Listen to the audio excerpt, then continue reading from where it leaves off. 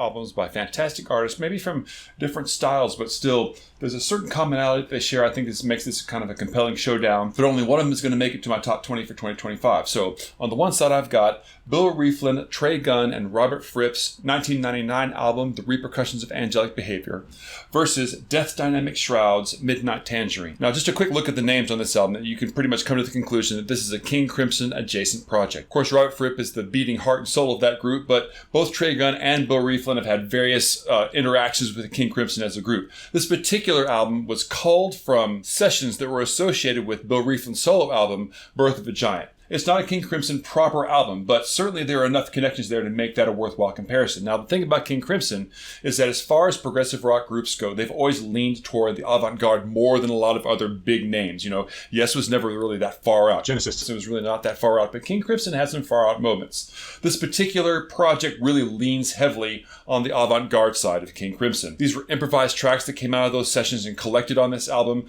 They are not meant for top 40 radio by any stretch of the imagination. Instead, they really should be thought of as listening in on intellectual musical conversations. Like, what if Chomsky and Foucault and Merleau-Ponty all sat down at a table and had a debate? Musically, this is what it would sound like.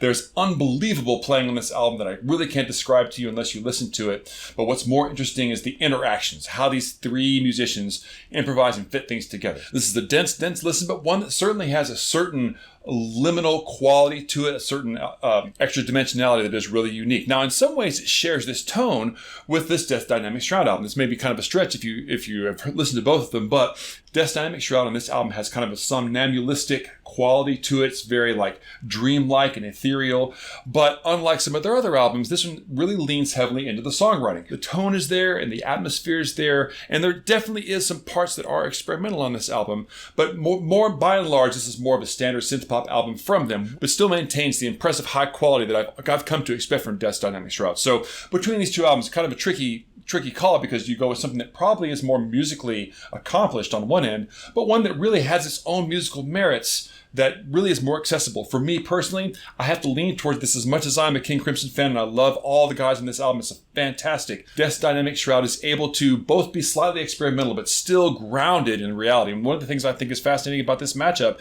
is it makes me think about what would happen if this is a collaborative thing. Like, what if Rieflin, Gunn, and Fripp were the studio project that Death Dynamic Shroud used to make these songs real? That would be some next level stuff. But that's just conjecture, stuff I like to play with in my head. For the sake of this post, Death Dynamic Shroud goes on. So agree or disagree, please sound off below, then head over to my YouTube channel where I've got more posts on independent artists and classic deep dive reviews.